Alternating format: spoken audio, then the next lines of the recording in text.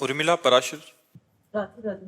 राधे राधे महाराज जी। महाराज जी, आपसे मिलकर जीवन बहुत परिवर्तित हुआ और मैं आपके वचनों के अनुसार चलने का भी प्रयास कर रही हूँ। महाराज जी, हिंदू धर्म ग्रंथों और मान्यताओं के अनुसार पाप मुक्ति के अनेक साधन बताए गए हैं, जैसे गंगा स्नान, पाप मोचनी एकादशी। समझना, यहां समझना, पाप मुक्ति के उपाय बता गए, लेकिन पाप की प्रवृत्ति के नष्ट होने का उपाय क्या है? ऊपर से हमारे अस्त्रों द्वारा सब काट दिया गया, लेकिन उसकी जड़ बची हुई है, तो और नए किनके आ गए। पाप गंगा पापम, गंगा पाप का नाश करती, इसमें संशय नहीं। लेकिन पाप की प्रवृत्ति, गंगा नहा के आए फिर 100 पाप कर लिए, फिर गंगा नहा के आए फिर 100 पाप कर लिए, तो हाथी स्नान हुआ, हाथी स्नान किया, सूंड से धूल डाल लिया, तो स्नान का मतलब क्या हुआ? तो पाप वास्तविक तो नष्ट नहीं हुए। पाप नष्ट तब माना जाएगा जब पाप की प्रवृत्ति का नाश हो जाए, पाप की जड़ का नाश हो जाए, वो है प्रवृत्ति। बोले बड़ा पाप प्रवृत्ति वाला आदमी है, बहुत पापी आदमी है। तो पाप की प्रवृत्ति सबके अंदर रहती है, क्योंकि सुमति कुमति सबके उरहाई, नाथ पुराण निगम अस कहीं। तो जहां सुमति है वहां शुभ है, और जहां कुमति है वहां अशुभ है, पाप है। तो कुमति सुमति सबके उड़ रहे, कभी कुमति जोर कर गई तो पाप बन गया, कभी सुमति जोर कर गई तो पुण्य बन गया। तो तीर्थों के जो उपाय हैं वो पाप नष्ट करने के लिए हैं, लेकिन अध्यात्म जो है वो पाप प्रवृत्ति को नष्ट करता है। गंगा को भी निष्पाप करने की सामर्थ्य एक महात्मा रखता है। तीर्थी कुर्वन्ति तीर्थानि, तीर्थों में चरण रख दे तो तीर्थत्व आ जाए, गंगा को स्पर्श कर दे तो गंगा निष्पाप हो जाए। क्यों? क्योंकि उसने पाप की प्रवृत्ति का नाश कर दिया। अध्यात्म पाप प्रवृत्ति के नाश के लिए। आप क्या कहना चाहते हैं? महाराज जी कह रहे हैं कि मतलब क्या पाप मुक्ति इतनी सहज और सरल है? हाँ है, क्यों नहीं है। रुई का ढेर पहाड़ लगा हो, एक दिया सलाई काफी है, छोटी सी चिंगारी काफी है। आप कहोगे पहाड़ है और चिंगारी, तो लगा के देखो, एक चिंगारी डाल दो, रुई का पहाड़ भस्म हो जाएगा। पाप रुई जैसा है। पाप है क्या? भ्रम। पाप है क्या? असत।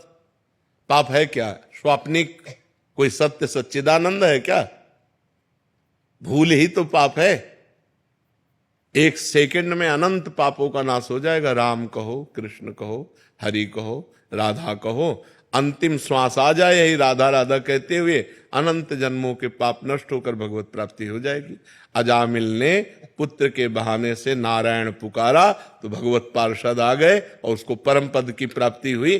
जीवन भर वैश्यागमन किया, जीवन भर पाप किया, और अंतिम समय पुत्र के बुलाने में, पुत्र का नाम नारायण था, बुलाया नारायण, बस इतने से काम हो गया। तो जड़ से पाप की प्रवृत्ति का नाश करने के लिए हमें नाम जप करना चाहिए, हमें शास्त्रों का सार समझना चाहिए। भगवद स्मृति, भगवद स्मृति का तार, राम राम राम, राधा राधा राधा राधा, कृष्ण कृष्ण कृष्ण। जो नाम प्रिय हो निरंतर उसको चलाओ, निष्पाप होकर इस लोक में परलोक में सब आनंद ही आनंद रहेगा। नाम जपत मंगल दिशि दशहु, दसों दिशाएं मंगलमयी होंगी। इस कलिकाल में और कोई साधन नहीं है, सच्ची मान लीजिए, एक ही साधन है, हरिर नामयु हरिर नामयु हरिर नामयु केवलम, कलौ नास्तेव नास्तेव नास्तेव गति अन्यथा। कलयुग में कोई और गति नहीं, और कोई गति नहीं, और कोई गति नहीं, केवल हरि का नाम है, भगवान का नाम है। जितना नाम जप करोगे उतना मंगल होगा, नाम जप नहीं करोगे तो मंगल नहीं होगा। अगर गंगा जी का सेवन करते हो और नाम जप नहीं करते हो तो पाप नहीं रोक सकते। तुम देख लो प्रवृत्ति कैसे नष्ट होगी। गंगा जी से पाप प्रवृत्ति नष्ट नहीं होती, पाप प्रवृत्ति नष्ट होती भगवान के सुमिरन से, जिनके चरणों से गंगा जी निकली। गंगा जी कौन है? भगवान का चरणामृत। गांगम वारी मनोहारी मुरारी चरणच्युतम त्रिपुरारि शिरश्चारी। जो गंगा जी हैं वो भगवान श्री हरि का चरणामृत है। वामन अवतार में जब भगवान ने अपना चरण बढ़ाया, ब्रह्मलोक गया, तो ब्रह्मलोक में ब्रह्मा जी ने जब चरण की अगवानी करके प्रक्षालन किया और अपने कमंडल में डाला तो वही भागीरथी गंगा जी हुई। भगीरथ लाए इसलिए भागीरथी कहा गया। तो हमें चाहिए भगवान का नाम स्मरण करते हुए तीर्थ अवगाहन करें, या खेती किसानी करें, या व्यापार करें, या नौकरी करें, वो सब समान है। अगर हम धर्म से किसानी करते हैं, धर्म से व्यापार करते हैं और नाम जप करते हैं तो बिना गंगा नहाए भी भगवत प्राप्ति हो जाएगी। और गंगा नहाते हैं और मनमानी आचरण करते हैं, पाप करते हैं, तो गंगा नहाते हुए भी आपको नरक जाना पड़ेगा। पक्की बात समझ लो। चाहे जितने तीर्थ हैं वो सब तीर्थपाद भगवान के हैं। बिना भगवान का स्मरण किए हुए जीव का परम कल्याण नहीं हो सकता। हाँ, भगवान का स्मरण करते हुए गंगा स्नान करे, लाखों गुना पुण्य बढ़ करके प्राप्त होगा। अगर भगवान का स्मरण नहीं तो प्रपंच की बात की, गोता लगाया और चले गए। चिंतन नहीं है, चिंतन का खास बात है, चिंतन की खास। देखो, ये बड़े बड़ों से गलती होती है। नलकूबर मणिग्रीव कुबेर के पुत्र हैं और देवगंगा अलकनंदा में मदिरा पान करके अप्सराओं के साथ नंगे खड़े थे। तभी देवर्षि नारद जी ने जब देखा तो बहुत गुस्सा आई और कहा, तुम कुबेर के पुत्र होकर इस तरह अभद्र व्यवहार करते हो, वृक्ष की तरह ऐसे खड़े, जाओ मैं तुम्हें शाप देता हूं, वृक्ष हो जाओ, वृक्ष योनि को प्राप्त हो। तो जब वो चरणों में गिरे तो उनका वृक्ष तो बनो पर नंदालय के बनो। तो वही यमलार्जुन के रूप में ब्रज में हमारे प्रकट हुए आकर के। तो जब भगवान श्री कृष्ण को ओखली बंधन लीला हुई तो वही ओखली घसीट कर दोनों वृक्षों के बीच में लगा के उखाड़ करके उनका उद्धार कर दिया। तो अगर भजन नहीं है तो कुबेर के पुत्र हैं, देवताओं में श्रेष्ठ कुबेर जी हैं, उनके पुत्र हैं, लेकिन कितना गलत काम कर रहे हैं। धनाध्यक्ष कुबेर के पुत्र होते हुए भी गंगा जी में नंगे खड़े होकर शराब पीकर अप्सराओं के साथ उद्दंडता, तभी तो देवर्षि नारद जी ने शाप दिया था। तो आप समझो कि अगर आप गंगा जी का सेवन करते हो तो आपके आचरण भी पवित्र होने चाहिए। एक गंगा जी की महिमा सुनी कि गंगा स्नान करने से 100 यज्ञों का फल मिलता है, तो वैश्यागमन करने लगे। तो जब उनसे कोई बात करता तो कहते 100 यज्ञों का फल मिलता है, रोज गंगा नहाता हूं, 1-2 यज्ञ का चला जाएगा वैश्यागमन से, लेकिन हमारे पास बहुत पुण्य है। तो गंगा जी एक दिन उसको ज्ञान देने के लिए बालिका के रूप में एक सफेद कपड़ा लेकर बार बार गंगा जल में डुबोती और फिर ऐसे बालों में गंदा कर देती, फिर गंगा जल में डुबोती। और वो स्नान करने के लिए गए तो उन्होंने देखा, कहा, ए लड़की, जब तुझे गंदा करना है तो साफ क्यों करती है, और जो साफ करना है तो गंदा क्यों करती है? तो उस समय कपड़ा गंदा ही था। तो उनका, देख तेरी दुर्दशा यही है, जब तू वैश्यागमन करता है तो गंगा स्नान क्यों करता है, और जब गंगा स्नान करता है तो वैश्यागमन क्यों? तेरी दुर्गति होगी। जैसे कपड़ा इस समय गंदा ही है, ऐसे तेरी दुर्गति होगी, तू नरक को प्राप्त होगा। ये मत सोच कि तू ये गंगा स्नान का फल प्राप्त करेगा, 100 यज्ञकर्ता का फल, और 1-2 यज्ञ का फल चला जाए, तू नरक जाएगा, क्योंकि तू पाप कर रहा है। तो गंगा स्नान का मतलब है आपकी बुद्धि शुद्ध हो, आपकी पाप प्रवृत्ति नष्ट हो, आपका भगवत स्मरण बने, आपके गलत आचरण रुके, तभी इन तीर्थों के अवगाहन का फल है। ये लोग तीर्थों में जाते हैं, तीर्थों का आनंद लेने थोड़ी जाते हैं, मनोरंजन करने जाते हैं। तीर्थ कैसे जाया जाता है? उपवास करके रहा जाता है 1-2 दिन, बहुत नम्र दैन्य, नाम जप, पवित्र। अब यहाँ होटल बुक करवा के धामों में और वे विचार करते हैं, मदिरा पीते हैं, मनमानी आते, तो ये तीर्थ अवगाहन थोड़ी हुआ। ये तो घोर पाप हो गया जो घोर नरकों में ले जाने वाला है। आजकल हरिद्वार, काशी, वृंदावन लोग भाव से तो 2-4 आते होंगे, नहीं तो मनोरंजन करने आते हैं और गंगा किनारे बैठ करके अपनी मनमानी आचरण करते हैं, खान पान व्यभिचार नाना प्रकार। तो इससे क्या होगा? और पाप दृढ़ हो गया, घोर दुर्गति होगी। तो जब तक पाप की प्रवृत्ति का नाश न हो तब तक तीर्थों के अवगाहन का कोई फल नहीं मिला।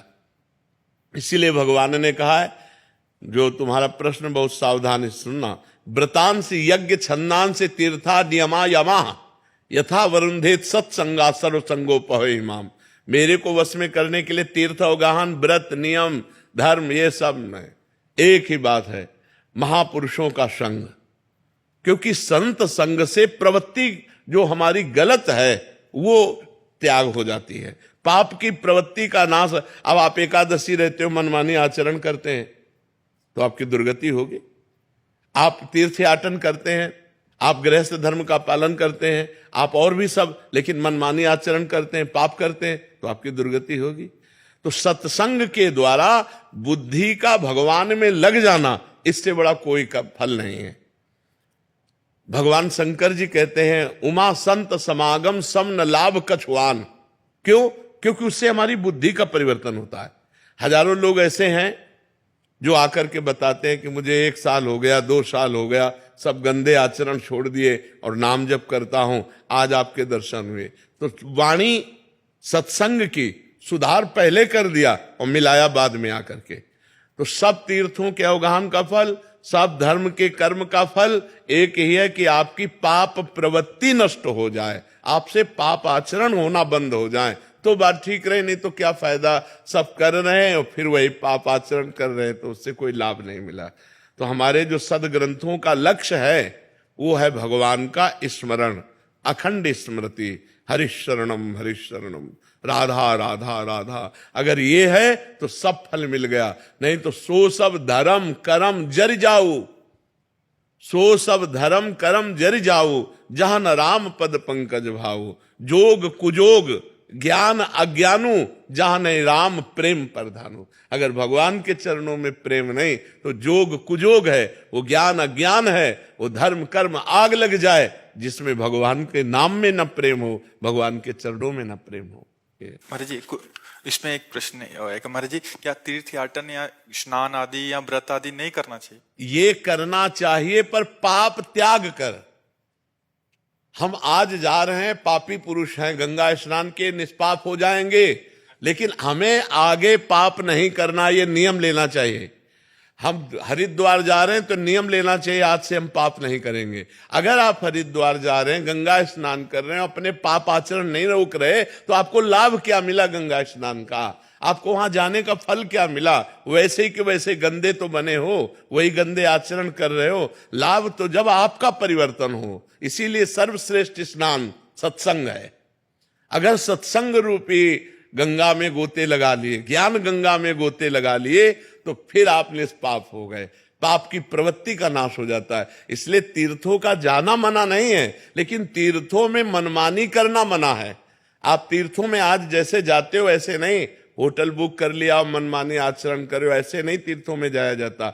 नम्र दैन्य व्रत उपवास भजन साधना त्याग तपस्या दान पुण्य, ये सब करने के लिए तीर्थों में जाया जाता है और नियम लिया जाता है। तो बोले भाई देखो अब हम बद्री नारायण हो आए, अब हमसे झूठ तो नहीं बोला जाएगा। पुराने लोग थे कि भाई हम केदारनाथ हुआ है, बद्रीनाथ हुआ है, अब हम झूठ नहीं बोल सकते क्योंकि हम बद्री नारायण के दर्शन कराए। लोग पहले नियम, देखो हम गंगा नहा के आ रहे हैं, हम झूठ नहीं बोल सकते, हम पाप नहीं कर सकते अब क्योंकि हमने गंगा स्नान कर लिया। ये है तीर्थों के फल का, अवगाहन का फल है हमारे आचरण सुधर जाए, हमारा चिंतन सुधर जाए। नहीं तो फायदा क्या हुआ, हमें बताओ फायदा क्या हुआ? आप गंगा नहा के आए फिर वही पाप कर रहे हैं, तो फायदा क्या हुआ? गंगा स्नान का लाभ क्या मिला? गंगा स्नान का मतलब क्या हुआ? वो तो पानी में तुमने गोते लगाया, गंगा स्नान कहाँ किया? अगर गंगा स्नान किए होते तो तुम्हारी भावना बदल जाती कि मैं गंगा जी का सेवन करके आ रहा हूं, आज के बाद कोई पाप नहीं करूंगा, आज के बाद कोई गंदी बात नहीं करूंगा। वही जीवन सबके बदल में। देखो यहां धाम आए हो भगवान के, जहां करोड़ों गंगा जी समानता नहीं कर सकती, क्योंकि जिनके चरणों से गंगा जी निकली वो स्वयं यहाँ प्रकट हुए, यहाँ खेले, यहाँ उनकी चरण रज, यहाँ उनका संपूर्ण जीवन भगवान का बाल लीला तो भगवान की ही संपूर्ण हुई ना। भगवान का वृंदावन धाम है, यहाँ आकर कितना लाभ लोग लेते हैं। बिहारी जी तो ऐसे कर गए, उनके चिंतन में चल रहा है ये खाए वो खाए वो खाए, धाम का आनंद ले रहे हैं क्या? कि यमुना किनारे बैठ करके 1 घंटा नाम कीर्तन किया, बिहारी जी के लिए रो रहे हैं, बिहारी जी का नाम जप कर रहे हैं। एक दिन आकर उपवास किया, पूरे धाम की परिक्रमा की लोटे रज में, और खूब भगवान का नाम जप कर, ये सब लाभ है। ये कहाँ लाभ ले रहे हैं? और पहले यहाँ लोग आते थे तो कपड़े उतार करके ऊपर के और फिर लौटते थे रज में, क्योंकि हमारे शरीर में ब्रजरज लगे, हमारा जीवन पावन हो। यहाँ का क्या चरित्र है, ये भगवान का परम पावन धाम। तो कितने लाभ ले जाते हैं, नुकसान ज्यादा कर जाते हैं। अब मसाला खाए चल रहे हैं, परिक्रमा मार्ग में थूक दिया, अब कोई भजनानंदी महात्मा जा रहा है, भजन करते उसका पैर पड़ा, तुम्हारे सारे पुण्य नष्ट हो गए। आप चाट पकौड़ी खाए, दोना फेंक दिए, कोई भजनानंदी वैष्णव और उसका जूठा तुम्हारा दोना उसके पैर में लगा, तुम्हारे पुण्य नष्ट हो गए। अब ये कौन जानता है? तो धाम आए तो बहुत पवित्रता, पर तीर्थों में जाए बहुत सौभाग्य, लेकिन वहां कैसे रहना चाहिए, ये वहां हमसे पाप ना बन जाए, आगे हमसे कोई पाप ना हो जाए, ये सावधानियां रखनी चाहिए।